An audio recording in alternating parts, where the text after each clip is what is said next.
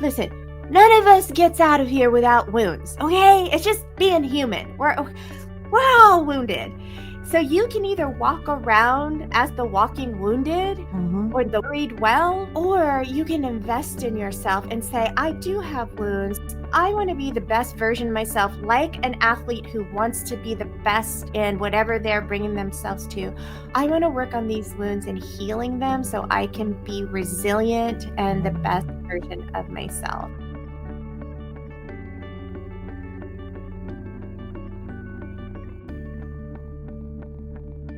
Hello, everybody, and welcome to the Simply Human YouTube channel and podcast, where we explore the strengths and challenges of being simply human. I'm Christina Caro, licensed clinical psychologist. And I'm Karen Linsky, leadership and self-trust coach. Well, over the past few weeks, we have done a series on the topic of avoidance and all the different ways that it can show up. And we're about ready to shift to a new topic, except something has come up in my personal life that is unfortunately related to an all too common form of avoidance. And I thought, why don't we do one more episode on avoidance? And that topic is ghosting. Yeah, and Christina, just to make sure that we're on the same page in regards to what ghosting is, could we just begin by defining what ghosting means? Right, because I think our demographic is a little bit older. So, and we really started seeing this pattern of behavior, I think, more with like millennials and younger. But ghosting is described as an act of abruptly cutting off all communication with someone without any explanation or warning.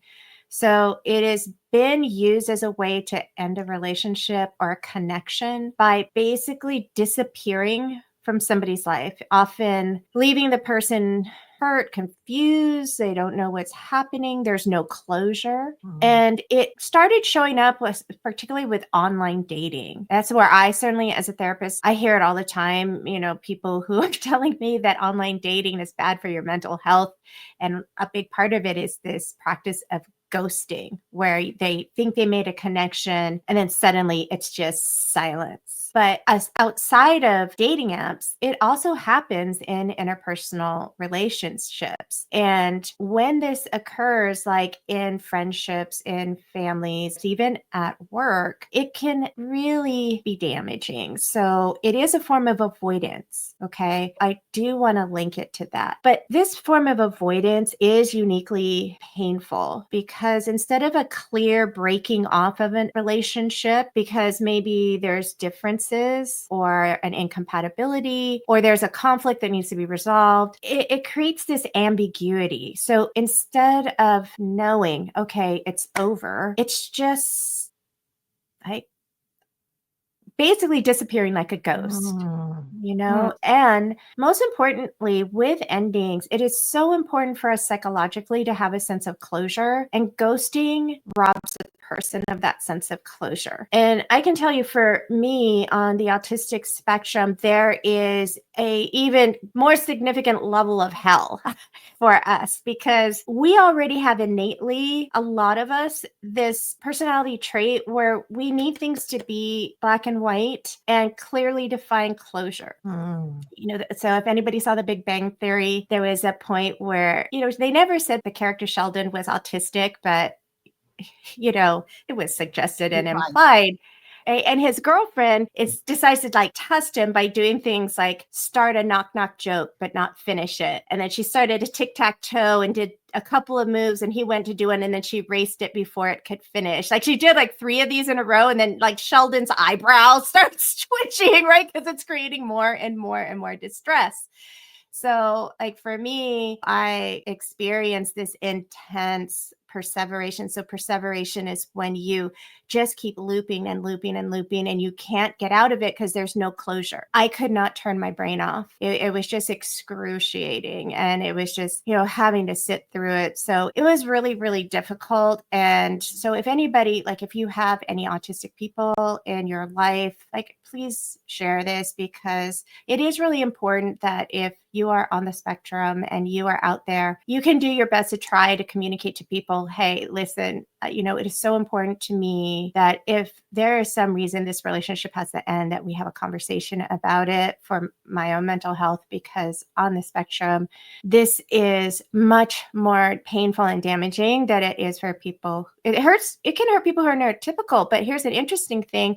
There was a survey that was done, and a third of the people involved in online dating said that they actually preferred ghosting as a form of rejection. A third of the people said, yeah, I'd rather, yeah, that's better.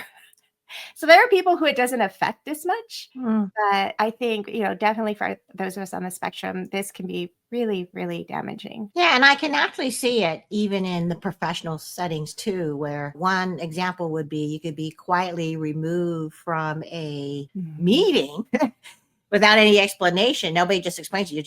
You're there all the time, then all of a sudden you're not. No one takes the time because everybody's so busy. You even forget that you've been disinvited. No one tells you.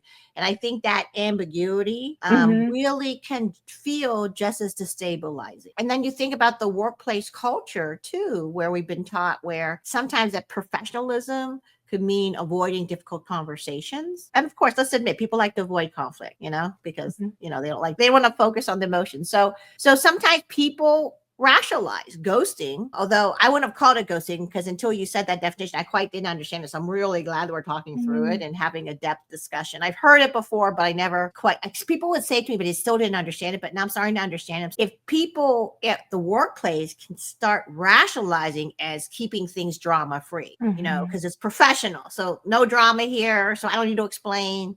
When really, it's just shifting the emotional burden onto someone else. There was a version, it's not exactly ghosting, but it's kind of similar what you're talking about. I was on a team. Actually, Karen, this is when I first started working with your group. And remember, I was on a virtual team and it was so dysfunctional. And we would show up and our team leader would be just vanished. No, it's just like, what happened? And then they'd get replaced. And then down the road, that person would vanish. And so that's so unsettling. Wow. It was like, who's going to be disparate? And then I got vanished. Oh, God. Oh, God. So this vanishing, right? This ambiguous loss, it does happen in the workplace. So that's why we did want to talk about it. And then, and then for me, like right now, being in the thick of it, really, it's just being really acutely aware of that uncertainty, the confusion, and being on the receiving end of this. Seemed like as good a time as any to talk about it, because like you guys, we've mentioned this before, but when Karen and I first talked about doing this podcast, one of my main motivators was to create this library as a free resource for people who were wanting to get mental health counseling, but maybe they couldn't afford it or they were put on a wait list. Yeah. And they would have this resource on things that I talk about or work with that they could at least start getting, like you said, Karen, learning about it. And then Karen and I both had decided we were going to bring our life experience into this podcast. And both of us have shared because we both really value authenticity and being real with you guys. So life is messy, but what we want to role model is that our value around learning and growing from all of our experiences, like we're doing this real time because folks, this just happened to me a week ago. And I am still processing it, but it's also fresh. And I think when we can talk about something while it's still fresh, and please put any comments or questions that you have, because I'd be more than happy to answer, because we are going to be talking about not only what ghosting is, the impact that it has, why it has that psychological impact, but also what can you do to build the resilience so it isn't so devastating. Yeah, so about a year ago, I decided to open myself up again to dating after I had ended a 10-year relationship. And then I took 4 years off to both grieve, but also just to heal from it. And I'm a big believer in taking time between relationships to heal so that you're not bringing baggage from that old relationship into something new. I like to start with a clean slate as much as my brain will let me. So I got to a point where I was noticing, yeah, I'm feeling ready. At the same time, I was hearing all this stuff from clients about how bad dating apps are for mental health. So there was Ah, a part of me that was just curious, like, okay, let me see what this is about because I haven't done it and I like to know what I'm speaking about. So I got into a dating app, and I tell you, in 2 weeks, I was overwhelmed. 2 weeks. I was just like, oh my God. wow. Because dating is a social behavior, right? It's in the social Oh, sphere yeah. for And with somebody your with autism. yeah, I didn't know, Mm. like, what am I supposed to do? What are the rules? Da da da da da. I hear all this stuff about how people are adversely impacted. I want to make sure I don't do any of those things. And then people, like, they ask you questions, and then that ghosting, then they disappear thing had started to happen. So it was overwhelming. And fortunately, I actually met somebody after just 2 weeks, and we did an in-person meetup. Mhm. And we just really connected. That sort of go for a walk meetup turned into 5 hours late into the evening, Mm. really hard Great. to end the day. Yeah, we just connected on so many things. And we have since then exclusively dated for the past year, but it turned out to be like the worst year ever to try to date because we're both older. So we have full lives. I'm doing caretaking for my dad. Mhm. I had my dog in her final months of life that I had to, Yes. dealing with that. Where he lives was near one of the wildfires. So there was 3 weeks he was just trying to protect his home. Then he has elderly parents that there's a lot of family stuff going on. So, and then I go back and forth to where I live in the mountains, which is almost 6 hours away. So in reality, although we've dated for a year, it was almost like once every month, every 6 weeks. Like it just, we didn't get to spend a ton of time together, but it was exclusive. And I Mhm. had just been away for 2 months because I had done a lot of traveling. And I was really excited to get back to see him. He had sent me messages, I want to see you. We'll celebrate your birthday when you get back. And so when I got back, the first Sunday I knew he had free, I'm like, I'm back. I said I wanted to spend some quality time because we had never really done like really quality time. Mhm. And I was like, can we do some quality time and go mountain biking or go up and paddleboard? And then Mm. his response was, I can't. So this was like after almost Oh. 2 months. It wasn't like, oh, I had this thing I already planned. That's totally Mm. understandable. Okay. But it wasn't like, I have this thing that I already had planned, but I'll be done at this time. How about after? Or I don't start until this time. What about before? It was Mhm. just sort of dead air, like, I can't. And that was it. So, yeah, so I tried to give some space. I'm like, okay, kind of like, and. And so, I knew that he wouldn't be available the next weekend. So I was like, okay, how about set a specific date, 2 weeks? He's like, okay, yeah, I could do that. I was like, okay. So then when we got closer, I actually checked the day before, hey, are we still on? And so then he had sent a message saying, yeah, I'm looking forward to seeing you. But I had actually low expectations. So I Ah. wouldn't have been surprised when I said, hey, are we still on? If he had said no, something had come up. What actually surprised me, he said, yes, we're still on. So again, I'm thinking, I asked for quality time, mountain biking, going paddle boarding. These are all daytime activities. But I also knew he doesn't tend to go out until after like 3 o'clock or later, which is fine. So that morning, I knew that he would be doing chores. I would be doing chores. We'd be taking care of all the stuff we have to take care of.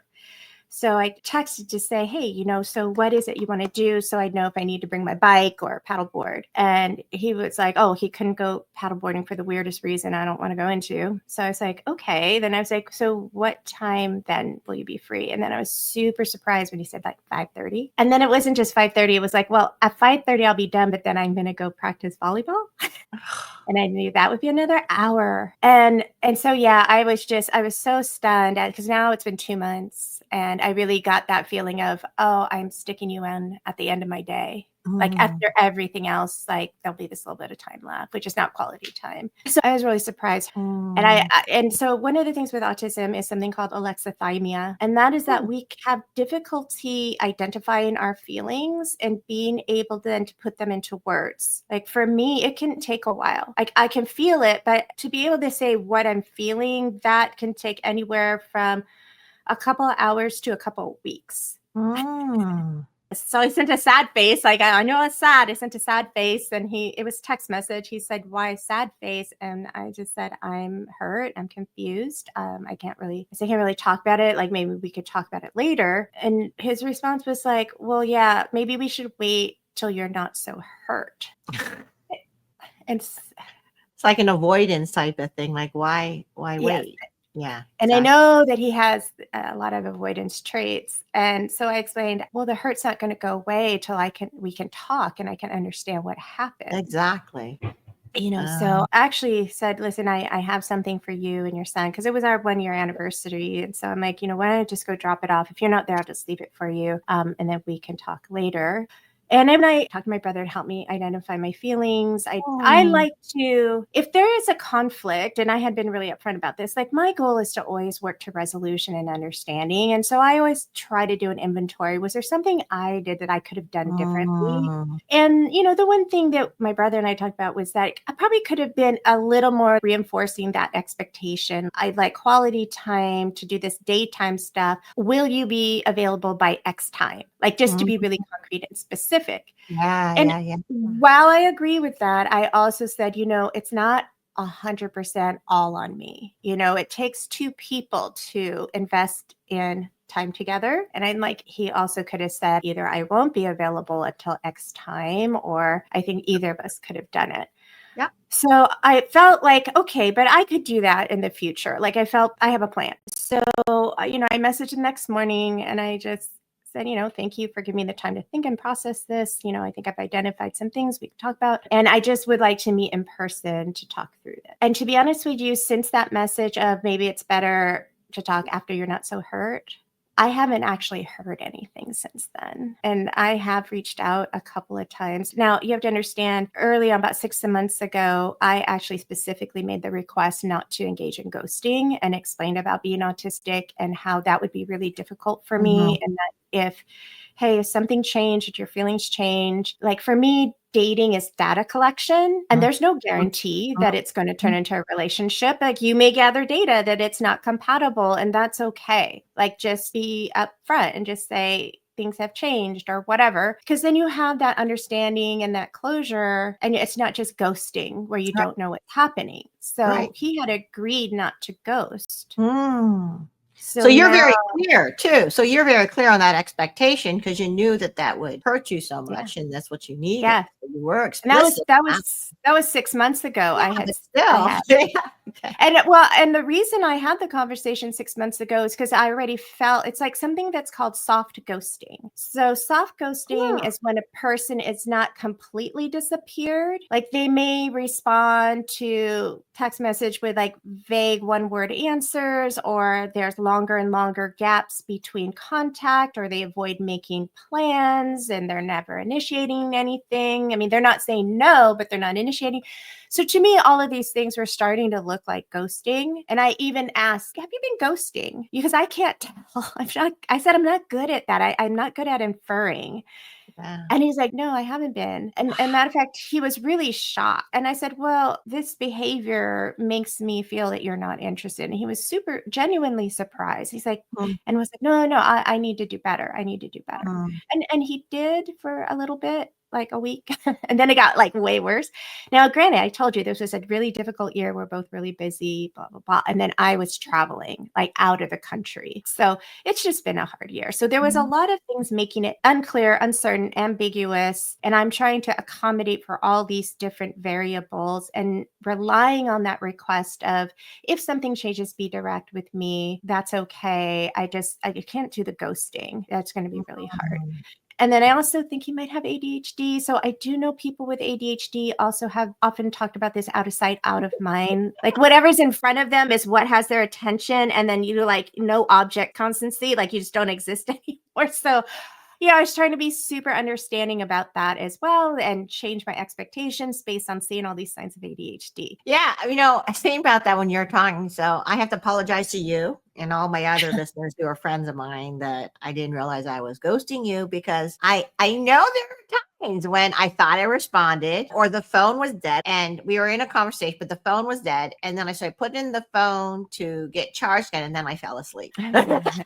Right. Or the time, like I said a minute ago, where I thought I responded, but I hadn't. And I didn't know it until I checked to see whether or not what your response was. I was like, oh my gosh. And then I would respond. And so, again, it's interesting as we talk about this with ghosting. If you brought me up for ghosting, I would say, no, I would never ghost. Yes, I could see me saying that. I wouldn't, because it's how you described it was so wrong. So wrong. Right. But it's interesting because now that you've said, I'm like, oh my gosh, I didn't realize these little habits of mine could be seen as ghosting. It's almost like I didn't want to use that word to describe what I was doing because that's harsh. But now I'm realizing how my behaviors could be seen as ghosting. It could be seen as, but it's not. Yeah. Because Right. remember, ghosting is avoidance, and you're Yeah. talking about just not remembering, which is really common with Yeah. ADHD. Yeah. But even You the know? difference between when you call it soft ghosting, I'm like, wow, my God, this is complex.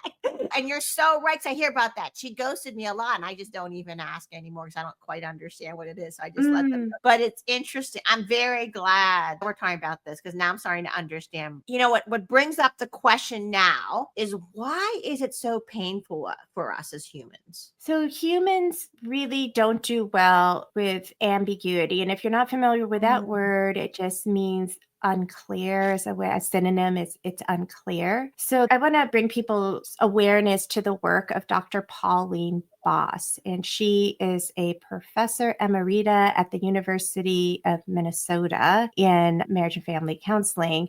And she has this theory she developed a couple of decades ago called ambiguous loss.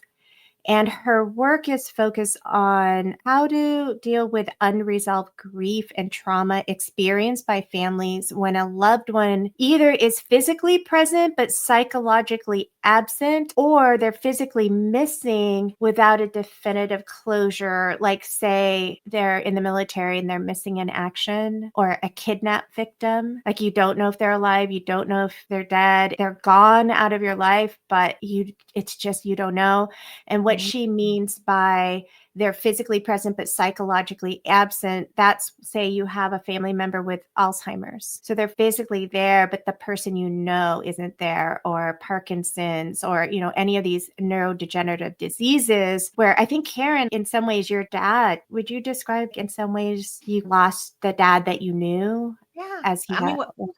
I was dying. There was this painful in-between space when he was physically there, but you could see that he was already slipping away because of dementia. But then even, I think it's interesting too, because it's the inability to fully grieve or fully hope, right? And when you can neither do each, like I would get a sign, but then all of a sudden I would like, right? So then I couldn't fully hope that he was going to have this great conversation with me. Like, oh, yeah.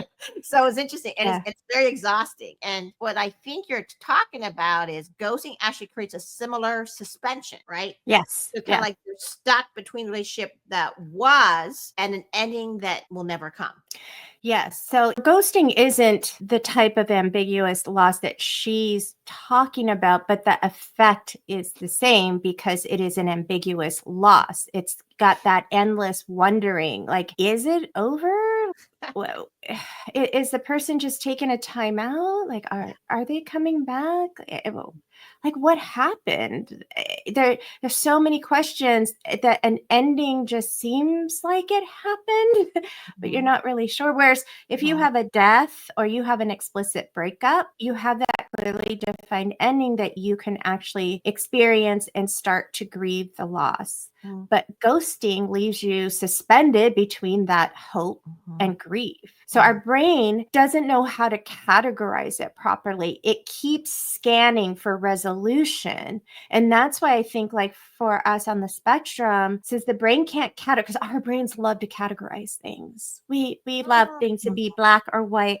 And when it can't, when it's ambiguous, it's scanning and scanning. Is it this? Is it this? Is it this? And there's no stop for it. It just gets on this endless loop. And you start this obsessing and this ruminating. And it is keeping you not just looping in a thinking way, it's keeping you looping in emotional pain over and over and over and again with no stop inside. It is absolutely exhausting. I mean, I'm doing a lot of self-care and working out and doing what I can and trying to use mindfulness practice. I'm doing a lot of things because I recognize what's happening. So I'm probably able to cope with it a little bit better than people who don't, which is why I thought this was such an important episode to do. It's so interesting though. Because even like we were talking about simply human. So I want to bring this up again. This is just the whole point about searching for closure. I wasn't thinking about how much our brain is always searching for closure, and how it categorizes. So that was kind of interesting too. Because even though it's not ghosting, I could see myself doing that all the time. And I also loop in emotional pain from other things. So now I understand what you mean by ghosting actually loops you in emotional pain. So I hear you, because I've experienced emotional pain looping before because of other things, right? It's interesting. Actually, that makes me think too right now. So as of right now, it is October 3rd, 2025, and the federal government has shut down. Like, just think of all the furloughed employees. They don't know if it's going to reopen. They don't know if, they're hearing that this may be used as an excuse to just fire them. Will they have the job? Will they not? Exactly. All the relationships that they had, or everything is now in this ambiguous state. Like, there's a lot of people hurting right now. This ambiguity is really, really hard on human beings. And I just want people to know that if you find yourself in that state right now, like, you're not alone and you're not crazy for feeling so much pain. It just really is painful. Because you're human, because you're a human being with feelings, so. Can I ask you another question I was thinking about? Because I think this would help our listeners a lot. And I know I could see it in your face. And so it's interesting when you said, or the fact that really has not impacted your self-worth, right? And I just want to talk about that self-worth. What do you think has made you be able to let it not impact your self-worth? Because I could see it impacting self-worth too. Like, I could see before it would have impacted my self-worth, because I've been in furlough before, and it definitely had impacted my self-worth. So it'd be interesting just to talk about how this impacts your self-worth. Yeah, so there's a common aspect in terms of the confusion, the brain trying to categorize the scanning and the pain from that. And then you'll see that manifest differently for different people. Like, you'll find yourself, say, checking your phone obsessively, going through, maybe they're going to come back, and just going through all these scenarios and replaying. But for some people, it really messes with their self-worth. Like, did I imagine the connection? Am I unwanted? Did I do something wrong? Am I unworthy of love and belonging? Like, if you have especially pre-existing wounds for that, being ghosted, that rejection, if you have past rejections that have been unhealed and unresolved, it's just more salt in that wound, and it builds the case. Here's another, that proof I'm not worthy. I'm not worthy of love and belonging. Imposter syndrome would just fit right into that. Another imposter syndrome. Right. And then all the things about your ideas about self that you've received criticism about, like, oh my gosh, was I too needy? Was I too much? Was I not enough? Like, was I too much? Was I not enough? It's just the whole gamut of self-doubt can be triggered. So this is where, though, I would say I did a zig rather than a sag in terms of how this ghosting, while I did have those expected painful aspects of it, it did not affect my self-worth. It could have, but it didn't. And I think that what's the difference is, first of all, I've done a lot of my own healing on those childhood wounds, those old wounds that can be triggered. I mean, I spent 26 years in depth therapy with one therapist. So she was able to kind of re-raise me into the woman I am today. And so I was able to, through that process of healing, grow self-worth, like understand what my self-worth was, grow self-esteem, grow self-compassion, self-love, so that when this happened, it didn't go to, is there something wrong with me? It was like, God, what is wrong with him? Like, he broke his word. you know?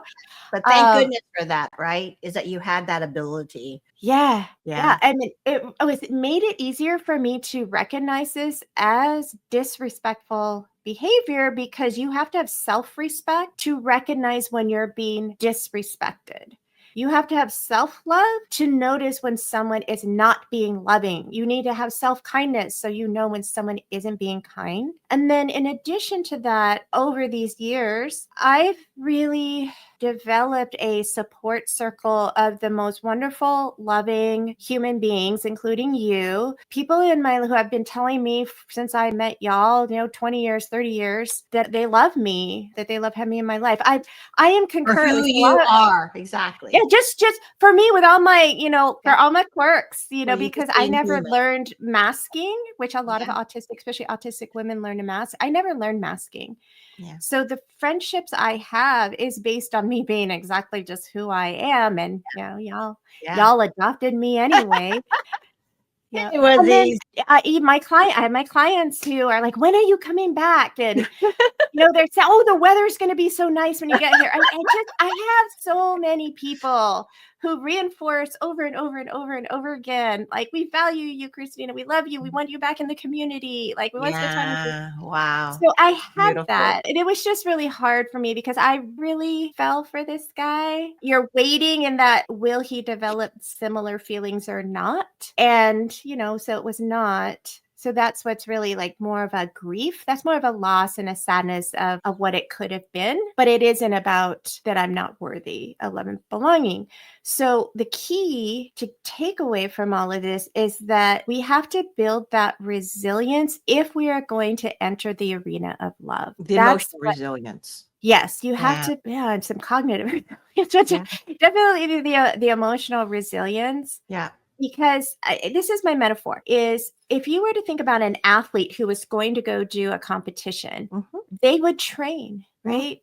Yeah. They would put a lot of time into getting strong enough and fast and have endurance and mental as well as physical as well as emotional. Well, I kind of think you need to do the same thing if you're entering the arena of love.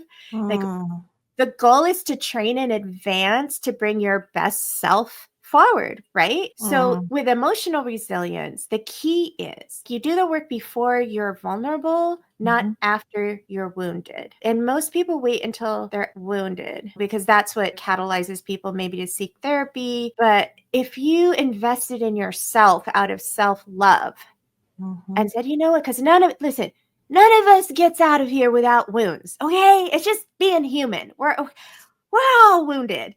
So you can either walk around as the walking wounded Mhm. or the buried well, or you can invest in yourself and say, I do have wounds. I want to be the best version of myself, like an athlete who wants to be the best in whatever they're bringing themselves to. I want to work on these wounds and healing them so I can be resilient and the best Mm. version of myself. Does that make Mm. sense? Yeah. But let's talk about that. So when you talk about building the resilience, what are some of the things? Tell Mm-hmm. me a little bit more about that. Well, some of the things that we already have talked about, having clear boundaries. Mm. So, for me, having done a lot of work on boundaries, that's what it did allow me to have an open heart because the whole time I'm thinking, is this okay? Is this not okay? Does my boundary need to be? Do I need to have a conversation? Do a negotiation? Like I'm thinking the whole time and trying to be mindful of where those boundaries are and all the different variables that I'm trying to weigh. There's accommodating and then there's knowing what the boundaries need to be. And there's always this sort of weighing of those two things. That's an ongoing process, but you have to know how to do the boundaries in the first place. Yeah. You have to know Yeah. what your values are, know what the values are that you're measuring it against.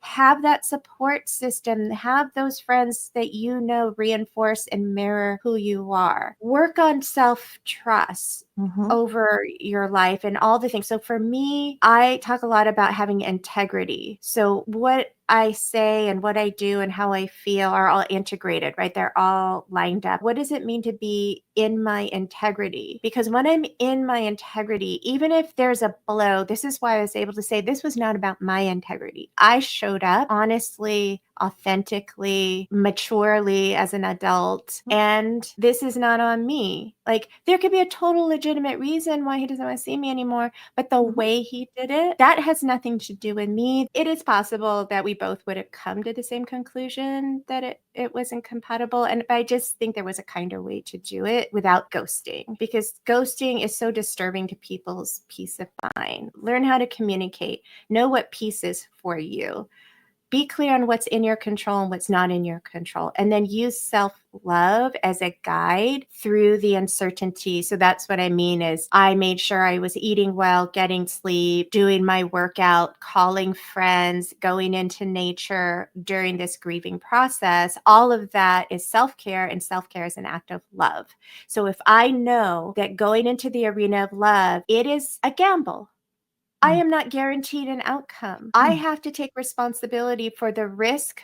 I'm saying I am willing to take this risk, so I better dang well be prepared. If it doesn't turn out the way I want to, what am I going to do to take care of myself so that I'm not a heap on the floor? And that's a commitment I make to myself. And so I made sure, okay, I'm suffering right now. I need to up my game on self-care, self-love, self-compassion, self-respect, and used every single tool in my tool bag. So having lots of tools in your tool bag is really critical and key, I think, to being a human in general. Yeah, I love what you said that. And I think part of using a therapist or a coach to help you with the boundaries and some of those things is really important. I do like how you said earlier, how you took a break when you were wounded and something happened with an end of a relationship.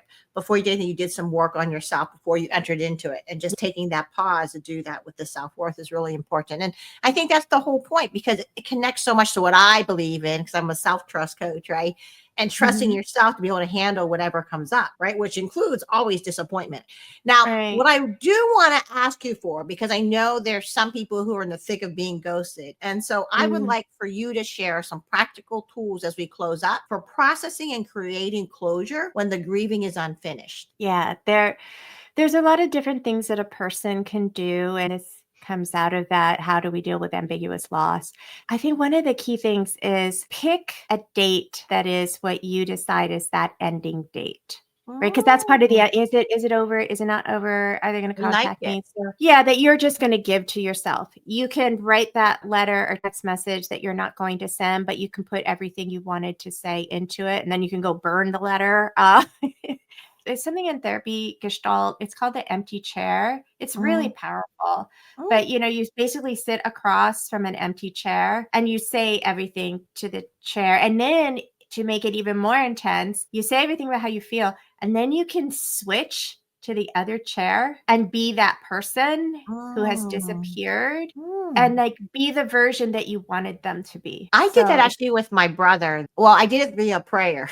So it's very similar, where I would talk to him because I believe he's in heaven, right? And I just talked to him for some closure because he just died suddenly of a massive widow heart attack. And so I actually spoke to him and told him everything that I wish, I was crying, wish we had more time together. And it really did help me have closure with him because he just died so suddenly. So I really do believe that leaves it work. And I've done that before with letters too. Because when my dad died, I did that with a letter. I'm not so sure it was easier for me to write to him than talk to him. I don't know. But anyways, that's another whole thing. But so tell me about some other ones that you have too. To me, if there's a way to do a closure without having to vilify a person, that's just my personality. Is I find that vilifying a person, it's just a lot of negative energy that I don't think is beneficial for me. I agree. Yeah. But other people, it's empowering for them to take that stance. So I'm not saying there's one right way or the other. You just have to sort of sense in yourself.